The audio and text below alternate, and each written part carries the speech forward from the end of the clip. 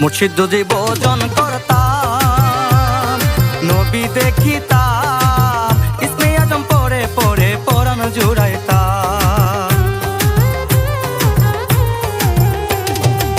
মুর্শিদ যদি ভজন করতাম, নবী দেখিতাম, ইসমে আজম পড়ে পড়ে পরাণ জুড়াইতাম।